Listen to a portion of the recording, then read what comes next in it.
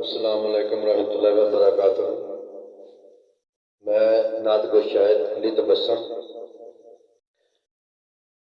ये पंजाबी कलाम तुहाडी खिदमत विच पेश कर रहा ते ये फरमाइश साडे एक दोस्त ने साडी मस्जिद दे नमाजी भी ने ते मलक मोहम्मद जवेद साहब उन्हां दे वालिद मोहतरम मोहम्मद तफैल मरहूम उन्हां दी याद दे विच उन्हां दे साले साहब लिए पेश कर रहा मैं कलाम।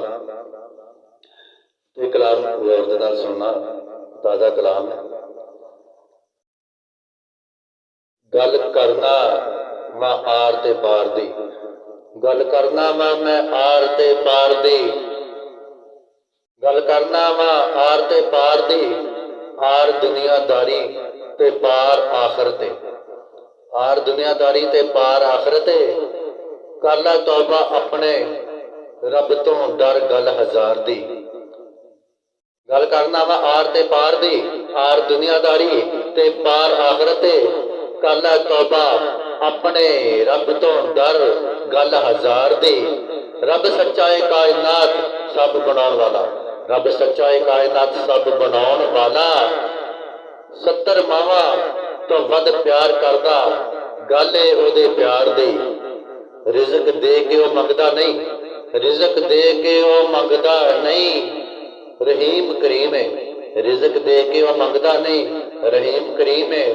बस गल करना तेरे बंदे करार दी, यानी तू रब नूं मन तेरे करार दी गल करदा, बस गल करना तेरे बंदे करार दी। जेकर उसका तू शुक्र अदा करे, जेकर उसका तू शुक्र अदा करे, दुआ कबूल करदा है हर एक सदाकार दी। जेकर उसका तू शुक्र अदा करें, दुआ कबूल करदा है हर एक सदाकार दी। ते माफ तबस्सम नूं रब्बा कर दे गुनाहगार बड़ा, ते माफ तबस्सम नूं रब्बा कर दे गुनाहगार बड़ा, हर पासे रहमत तेरी वसदी गल नहीं शुमार दी।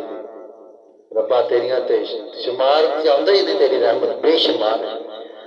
माफ तबस्सम नूं रब्बा कर दे गुनाहगार बड़ा, हर पासे रहमत तेरी वसदी गल नहीं शुमार दी।